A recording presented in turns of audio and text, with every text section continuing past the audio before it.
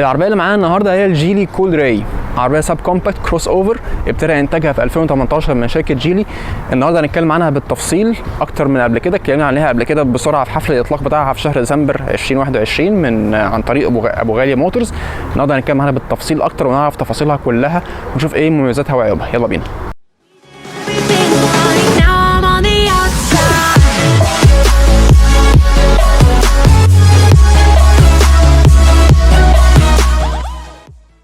طيب جيلي كول راي هي تعتبر عربيه جديده بالنسبه لمجموعه جيلي بصفه عامه، جيلي اوتو. هي ابتدى انتاجها في سنه 2018 وجات لنا في مصر في شهر ديسمبر 2021. عربيه زي ما قلنا من فئه السب كومباكت كروس اوفر او اصغر حجم في الكروس اوفر.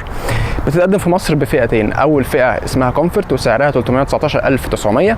الفئه الثانيه وهي دي اللي بالمناسبه اللي هنتكلم عليها النهارده اسمها بريميوم وسعرها 369900. طيب نتكلم عن موتور العربيه. موتور العربيه هنا متصنع عن طريق شركه فولفو. زي ما انتم عارفين برضو ان شركه جيلي اوتو بتمتلك فولفو، فبالتالي فولفو بتعمل المواتير دي لعربيات فولفو وعربيات جيلي برضو في نفس الوقت. جيلي بتاخد الموتور ده بتحطه تحت عيله مواتير ثانيه اسمها جي باور بتستخدمها عربياتهم، بتستخدمها جيلي في عربياتهم يعني، وده واحد منهم. موتور 3 سلندر 1500 سي سي تربو بيخرج 175 حصان عند 5000 ار بي ام وعزم دوران 255 نيوتن متر، بيظهر من اول 1500 لفه في الدقيقه لحد 4000 لفه في الدقيقه، رينج كويس، وطبعا بيظهر بدري عشان التربو. الموتور ده بتوصل بفتيس 7 سرعات اوتوماتيك دول كلتش او ثنائي التعشيق وات، في تبريد بالزيت، فبالتالي ما فيهوش اي نوع من المشاكل. والقدره دي او المنظومه دي بتقدر تخلي العربيه تتسارع من 0 ل 100 في حوالي 7.9 ثانيه، والسرعه القصوى بتتجاوز ال 200 كيلو متر. ارقام استهلاك البنزين الرسميه للعربيه 6.6 لتر لكل 100 كيلو، وتانك البنزين هنا 45 لتر. زي ما انتم شايفين كده الموتور تقريبا كله متقفل من فوق خالص، وكمان في تصفيح كامل تحت الموتور، دي حاجه كويسه جدا لحد تقريبا قبل نص العجل كده تقريبا يعني، فبالتالي مفيش اي حاجه ممكن تخبط الموتور من تحت. ده شكل كده مفتاح العربيه، شكله حلو بصراحه، معمول كده من السيلفر وهنا خط من البيانو بلاك، وبعدين عندك هنا جزء كده من النيكل كروم، برضه شكله حلو جدا وشيك قوي بصراحه. وفي خاصيه تدوير الموتور من الزرار ده، لو انت عايز ممكن تدور الموتور من الزرار اللي تحت ده. طيب تعالوا كده نبتدي نتفرج على شكل العربيه من بره ونبتدي بوش العربيه. طبعا وش العربيه فيه تفاصيل كتير الحقيقه، ودي حاجه برده ظريفه جدا، مهتمين قوي بالتفاصيل والخامات اللي في مقدمه العربيه. لو مثلا جينا بصينا كده على الشبكه الاماميه بتاعت العربيه هتلاقي فيها كذا لاير او كذا طبقه كده، كلهم معمولين من البيانو بلاك، وحواليهم كده زي جزء مط شويه، ماده مط شويه لونها نبيتي مش احمر، بيختلف شويه عن لون العربيه بس شكلها حلو جدا. وعلامه جيلي هنا معموله كده زي كانها بالازاز، وفيها في الباك جراوند بتاعها او في الخلفيه بتاعتها الخطوط بتاعت جيلي اللي هي معموله من النيكل كروم تقريبا. وطبعا عندنا الكاميرا الاماميه، لان العربيه هنا في الفئه دي بتيجي بكاميرات 360 درجه. وبرده بقيه التفاصيل بقى واضحه. عندك هنا برده جزء كده من البيانو بلاك تحت الجزء ده من الشبكه، الجزء برده معمول كده من الجزء او الخامه اللي شبه الالومنيوم المط، واخده كده جزء من عند الفانوس على شكل حرف في كده او شكل زي 7، شكلها برده ظريف جدا. مهتمين قوي بالتفاصيل هم في التصميم الامامي بتاع العربيه. تنزل تحت هتلاقي عندك الجزء بتاع التهويه، وهي معمول برده من البيانو بلاك، وحواليه هنا جزء كده برده مكمل تحت من البيانو بلاك. والجزء ده هنا عندك معمول من ملمس شبه الكربون فايبر او ماتيريال شبه الكربون فايبر جدا. بعد كده عندك هنا جزء كامل من الاكسدام من تحت كده زي كانه ديفيوزر معمول من الفايبر لونه الاسود. وبعدين هنا عندك جزء تاني او يعني دور تاني من الديفيوزر او العتب ده، معمول برده شكل كده ملمس الكربون فايبر او شكل الكربون فايبر. شكله حلو جدا ورياضي جدا الحقيقه. زي ما قلت لكم هم مهتمين قوي بالتفاصيل في الجزء الامامي. وبعد كده عندك هنا الجزء ده كانه فتحات تهويه، ولكن هي مش فتحات تهويه. وفوقيها كده عندك الجزء بتاع الانوار الشبوره او الفوج لايتس برده معموله من ال اي دي. فوانيس العربيه بتيجي بالكامل هنا ال اي دي، وعندك الدي تايم راننج لايت او الدي ار ال، وبيقلب برده انوار اشارات اما بتدي الاشاره. طبعا اكيد زي ما قلت لكم كلها ال اي دي وشكلها حلو جدا واضاءتها حلوه جدا. والخطوط الحاده بتاعت العربيه مكمله برده في شكل الكبوت، عندك خط هنا وخط الناحيه الثانيه مكمل برده كده ماشي مع القايم ماشي مع الرفرف، شكله ظريف جدا. وعندك هنا جزء كده بارز في الكبوت. يعني مقدمه العربيه يعني جريئه وشكلها حلو ورياضيه جدا. واكيد طبعا عشان ما ننساش العربيه فيها حساسات ركن اماميه طبعا مع الكاميرا الاماميه اللي اتكلمنا عنها. طيب تعالوا بقى نتكلم عن شكل العربيه من الجنب. طبعا هحط لكم كالعاده كده المقاسات بتاعت العربيه بالظبط قدامكم على الشاشه دلوقتي، بحيث ان انتوا تقدروا تاخدوا فكره عنها. يعني هي اهم حاجه ان الخروص الارضي 18 سم، ودي حاجه كويسه جدا بحيث ان العربيه ما يبقاش فيها اي احتكاك مع اي مطب ولا اي حاجه. لكن طبعا بصفه عامه قاعده العجلات ما هياش ضخمه قوي، ان العربيه تعتبر هي سب كومباكت كروس اوفر في الاول وفي الاخر، فهي تعتبر عربيه صغيره. ولكن تعالوا نبص على التصميم بتاع العربيه كده من الجنب. في هنا خطوط كده حاده برده شكلها جميل جدا، ماشيه مع الطابع الرياضي بتاع العربيه، ماسك من اول الرفرف الخلفي لحد قدام تماما لحد اخر الباب، وكمان لحد الرفرف الامامي. عندك العربيه طبعا هنا فيها حليات من النيكل كروم، وجزء كده من البيانو بلاك حوالين الفريم بتاع الازاز بتاع العربيه، وجزء فيه روف راكس معموله كده ماده شبه الالومنيوم، ولكن هي بتلمع، هي مش مط، برضه شكلها ظريف جدا. العربيه فيها هنا كيلس انتري، دخول بدون مفتاح، وطبعا اكيد ستارت انجن في الفئه اللي هنتكلم عنها النهارده. برضو من الحاجات الظريفه جدا زي ما اتكلمنا من قدام كده ان كان في اجزاء من الكربون فايبر او شبه الكربون فايبر، نفس الكلام برضو هنا مرايات العربيه عليها كده زي جزء شبه الكربون فايبر، ملمسه حلو بصراحه. وطبعا في اكيد هنا الاضاءه بتاعت الاشارات نفسها في المرايات برضو معموله من LED. وهنا عندك الكاميرا عشان العربيه فيها كاميرات 360 درجه. طيب في الفئه اللي احنا هنتكلم عنها النهارده، جنط العربيه بيجي مقاس 18 بوصه 2 تون. ممكن ما يكونش باين قوي قدامكم دلوقتي، لكن هو في الجزء الامامي بتاع الجنط كده معمول من الكروم، والجزء اللي جوه شويه معمول من اللون الرمادي برده اللي فيه لمعه شويه. مقاس الكاوتش هنا 215 على 55 زي ما قلنا 18 بوصه. طبعا بيقل شويه في الفئه الاولى، بيبقى 17 بوصه لو انا فاكر صح يعني. وكمان في الفئه الثانيه دي بيزيد فيها حاجه ظريفه جدا، ان الكاليبرز بتاعت الفرامل نفسها بتيجي باللون الاحمر، برده ماشيه مع الطابع الرياضي بتاع العربيه. وطبعا العربيه فيها فرامل ديسكات اماميه وخلفيه. نظام التعليق في العربيه امامي ماكفيرسون سترات، وخلفي سيمي اندبندنت تورشن بار. وعندك هنا في الجنب برضه بيبان معاك السبويلر بتاع العربيه، شكله رياضي جدا وفيه تفاصيل كتير جدا، وعليه كده من الجنب حرف الاس بالاحمر عشان يعني يبين لك ان دي سبورت، عربيه رياضيه شكلها حلو. وطبعا العربيه فيها البلايند سبوت ديتكتور، فهيبان عندك هنا في المرايه من الجنب. عاملين هم حركه ظريفه برضه هنا في العتب، يعني جزء كده تحس ان انت ممكن تقدر تسند عليه رجلك لو انت عايز تطلع العربيه او حاجه، محفور عليه كلمه جيلي برضه. وطبعا الجزء اللي تحت ده كله معمول من الفايبر الاسود، ماشي برده مع الجزء اللي فوق اللي عند الرفارف اللي فوق العجل. يمكن من وجهه نظري بس الحاجه اللي كانت وقعت منهم شويه او كان المفروض تزيد عشان تبقى احسن شويه، ان هنا يكون ازاز معمول من الفيميه، او ازاز فيميه يكون غامق شويه، ونفس الكلام برده ازاز ورا يكون غامق شويه، بحيث ان هو بقى يكمل بقى الشكل الرياضي بتاع العربيه. ولكن يعني ما علينا، العربيه شكلها كده كده من جنب حلو جدا. طيب نتكلم بقى عن ظهر العربيه اللي برده فيه شكل رياضي ومكمل الروح الرياضيه عامه بتاعت العربيه او الطابع الرياضي بتاع العربيه كلها. عندك هنا في كده حليه كبيره جدا معموله من الالومنيوم او الماده شبه الالومنيوم المط، وعليها كلمه جيلي محفوره، شكلها برده ظريف جدا. وهنا برده خط بارز كده في ظهر الشنطه بتاعه العربيه كلمه كول راي، وعاملين الحرفين بتوع الاو بشكل ظريف كده كانه انفينيتي يعني. وهنشوفه جوه كده برده، ركزوا فيه عشان هنشوفه جوه في حته ثانيه كده مسمع جوه. السبويلر برده باين بقى جدا هنا قوي من ورا، طبعا ضخم جدا كده ومفرغ في النص، يعني تحس ان هي يعني هتطير، شكله حلو ظريف جدا يعني. وعندك صدام العربيه كله هنا معمول من الفبر الاسود، وفي جزء تحت كده زي ما انتم شايفين معمول من الشكل الكربون فايبر، مش كربون فايبر، شكل الكربون فايبر مكمل برده تطعيمات الكربون فايبر اللي في كل العربيه. وبصوا بقى الحته دي عندنا 4 فتحات شكمان حقيقيين، تحس ان هي V8 يعني عربيه V8 بس حاجه حلوه جدا، مديه طابع رياضي بقى ايه خرافي يعني، حاجه شكلها ظريفه جدا. وعندك هنا حساسات الركن الخلفيه بتاعت العربيه طبعا اكيد، وعندك الكاميرا الخلفيه. نفس الكلام برده فوانيس العربيه بتيجي LED، اتفرجوا عليها كده شكلها حلو جدا برده ظريفه. زي ما قلنا من شويه هنا للاسف ما فيش فيميه، يعني كانت تبقى احلى شويه لو في فيميه عشان يكمل الشكل الرياضي، بس يعني مفيش مشكله.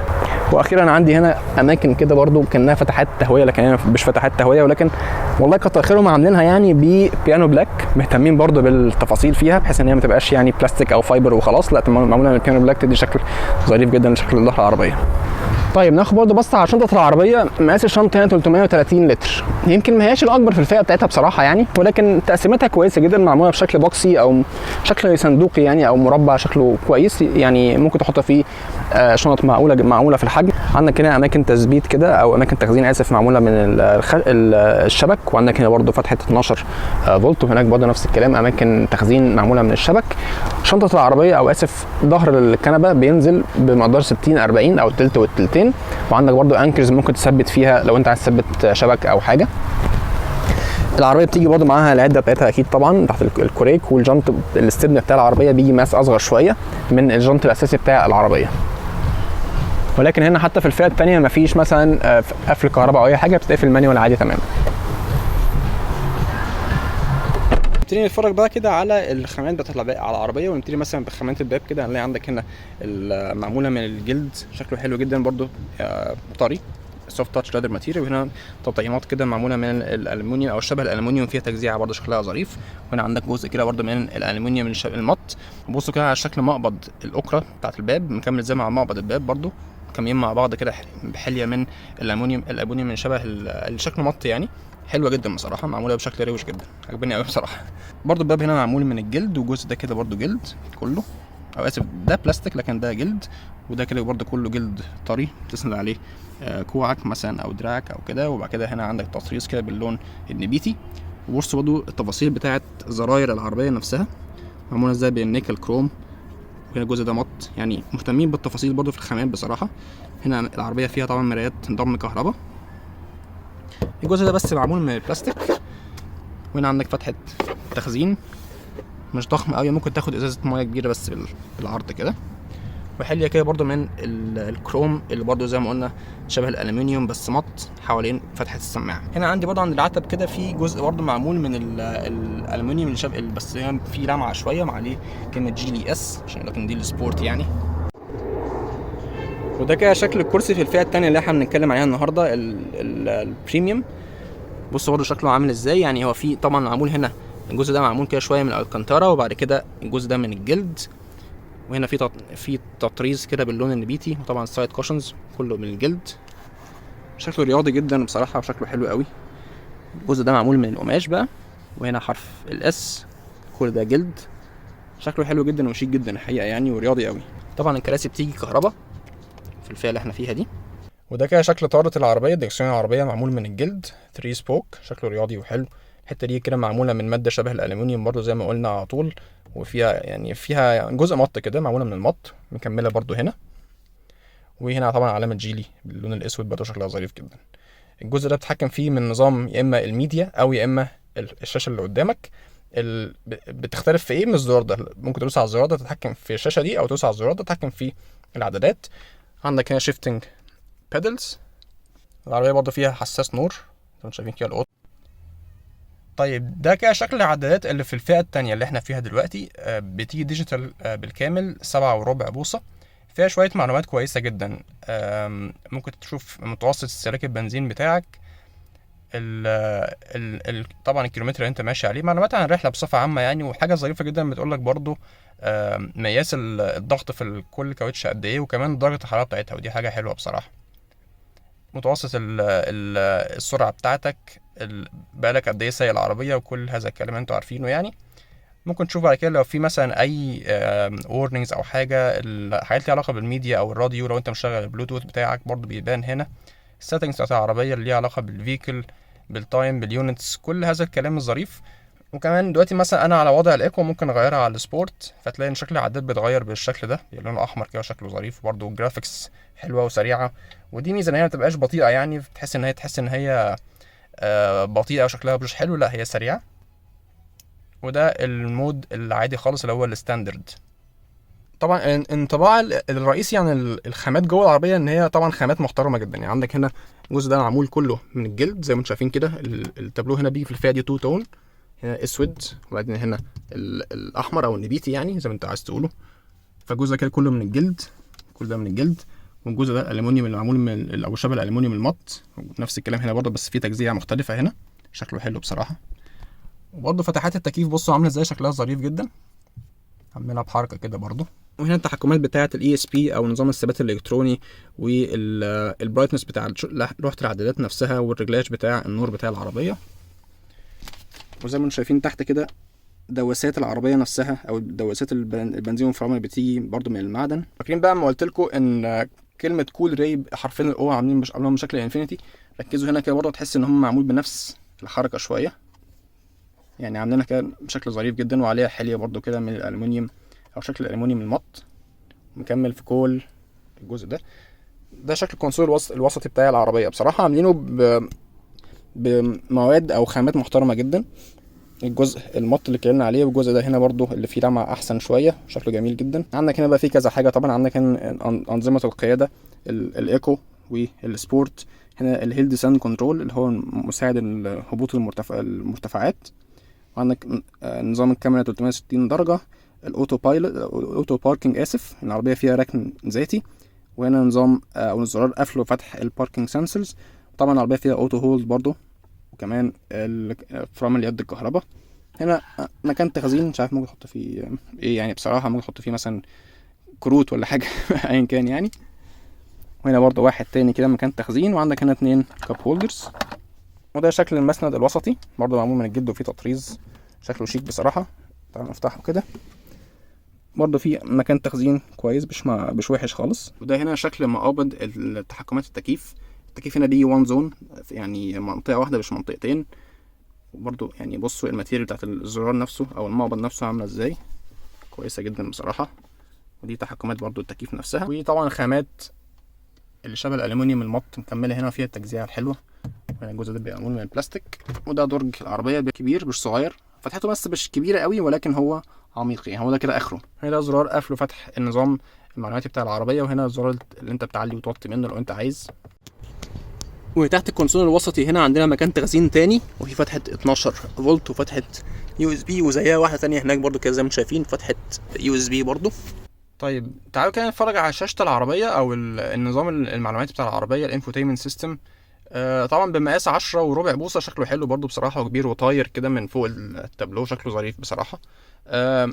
انا جربته استهلاكه، استعماله سهل جدا، سلس جدا بصراحه. والشاشه كبيره ونقائها عالي جدا كمان، زي ما قلت لكم احسن من اللي فتشوفوا قدامكم في الفيديو.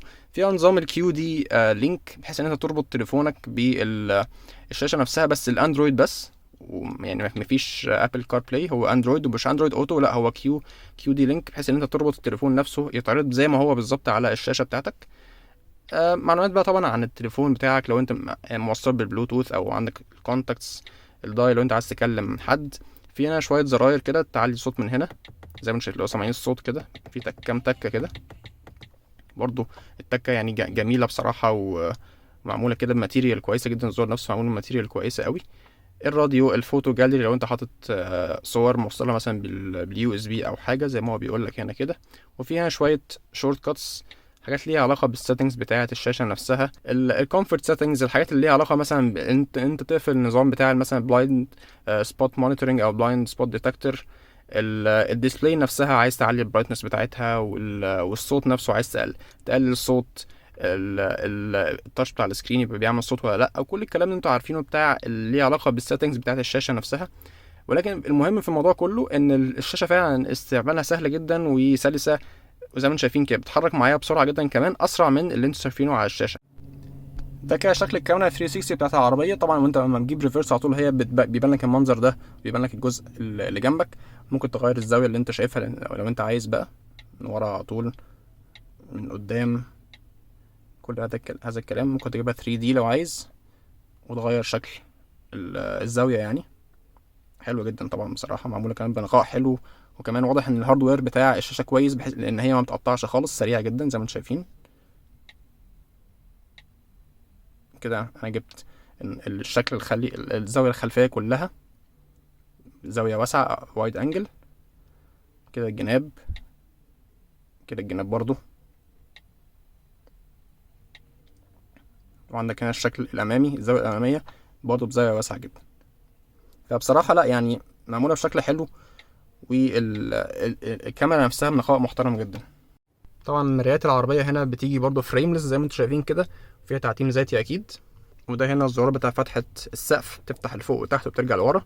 يعني تعالى كده مثلا نرجعها لورا، تفضل دايس عليها كده بترجع كلها تماما بالستاره بتاعتها. وعندي الاضاءه بتاعه الصالون برضو معموله من LED عشان تبقى شكلها حلو وشيك. بص برضو هنا مكملين كمان الحليات اللي معموله من الماده اللي شبه الالومنيوم المط. وده شكل التابلو العام برضو، خدوا بصه كده عليه، العدادات منوره والشاشه منوره نفسها. شكله حلو بصراحه، وفيه تفاصيل كتير جدا، ومستوى الخامات بصراحه عالي قوي. طيب نتكلم كده عن المساحات الخلفيه بتاعت العربيه. بصوا يعني انا ظبطت الكرسي ده زي ما انا بقعد، وانتوا زي ما انتوا عارفين طبعا طولي 180 سم. بصوا عندي مساحه الرجل قد ايه، كبيره جدا. وعندي مساحه برضو رجل عاليه جدا هنا، فانا قاعد مستريح جدا، وعندي كمان مساحه الراس محترمه جدا، ما عنديش فيها مشكله خالص. طبعا السقف بانوراما بس مش مؤثر ان هو التجويف، يعني الفريم بتاعته واقفه لحد هنا لكن هي في تجويف، فبالتالي ما عنديش اي مشكله خالص. عندي هنا جيوب في الابواب، وفتحه هنا يو اس بي، عاملين كده حركه برده هنا كده حليه، يعني شكلها ظريف جدا، وعليها برده حليه كده من الالومنيوم لونه مط. وهنا مكان برده للتخزين. مفيش نفق فتيس خالص تقريبا، يعني شبه منعدم خالص، فبالتالي اللي هيقعد في النص هنا مش هيبقى متضايق خالص، رجله تبقى متضايقه من نفق فتيس او حاجه.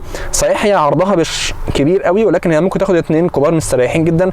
حد اصغر شويه او صغير شويه في السن يقعد في النص برضه هيبقى مبسوط جدا جدا.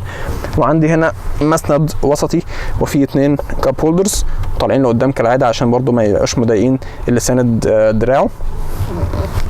خامات برضو العربيه من ورا نفس الكلام، الماده الجلد هنا وبالتطريز اللون البيتي، وهنا برضو اللون النبيتي، وهنا برضو نفس الكلام الجلد الطري جدا على فكره وحلو جدا، وفي شويه تخريمات كده.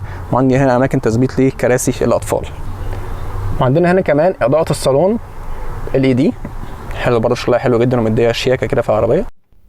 طيب نتكلم بقى عن مواصفات الامان اللي في العربيه. العربيه بتيجي مواصفه كويسه بصراحه في ناحيه الفيتشرز الامان او السيفتي فيتشرز، يعني بيجي فيها عندك 6 اير باجز، وعندك طبعا اكيد انظمه الفرامل ABS والEBD والهيل ديسند كنترول او نظام المساعده على نزول المرتفعات، وعندك طبعا نظام الثبات الالكتروني ESP. كمان العربيه فيها بلايند سبوت ديتكتورز زي ما قلنا كده من شويه، كنا بنتكلم على العربيه من الجنب. وفيها طبعا اكيد النظام الركن الذاتي او الاوتو باركينج، وفيها حساسات ركن اماميه وخلفيه، بالاضافه طبعا للكاميرا ال 360 درجه مش ورا بس حتى. طيب دي كده كانت نظره تفصيليه شويه اكتر عن قبل كده عن الجيلي كول ري. لو حابين تاخدوا فرصه او يعني فكره برضو عن تجربه القياده، انا كنت جربتها قبل كده مع ابو غالي في تراك اوتو فروم، هحط لكم برضو اللينك تحت في الديسكربشن وفوق في الاي، بحيث ان انتوا تقدروا تبصوا عليه كده وتشوفوا برضو فكره عن تجربه القياده في تراك. ولكن بصفه عامه المواصفات العربيه بصراحه محترمه جدا، عاجبني جدا استغلال الخامات بشكل محترم، مهتمين جدا بشكل الخامات او بنوع كواليتي الخامات اللي في العربيه عاليه جدا بصراحه، حتى مش كمان في القدام بس وفي الصف الخلفي كمان، ودي حاجه احترمتهم فيها جدا. بس كان ناقصها حاجه واحده بس، تنزل بازاز غامق شويه ورا في الجناب وفي الظهر بتاع العربيه، انه يعني ما هياش حاجه مؤثره بصراحه، لكن هي ايه عشان تكمل المنظر زي ما قلنا. عجبني جدا برضه النظام الترفيهي بتاع العربيه، سهل جدا سريع سلس جدا. العربيه بتيجي بضمان 5 سنين او 150,000 كيلو. هنشوف العربيه دي هتعمل ايه في السوق المصري. بصراحه اتوقع لها نجاح كويس، ان هي يعني مواصفات العربيه كويسه جدا، وواضح ان كمان اهتمام جدا بالتفاصيل. وعندك كمان ميكانيكيا العربيه معموله بموتور متصنع بفولفو، دي حاجه محترمه جدا. بس كده، وعشان تدعموا القناه اكتر وان انا اكمل اقدر ان انا اعمل لكم ريفيوز اكتر عن عربيات كتيره في السوق المصري، يا ريت تعملوا لايك للفيديو عشان ده بيفرق جدا، وتعملوا سبسكرايب في الشانل عشان ده بيفرق اكتر واكتر. شكرا، سلام عليكم.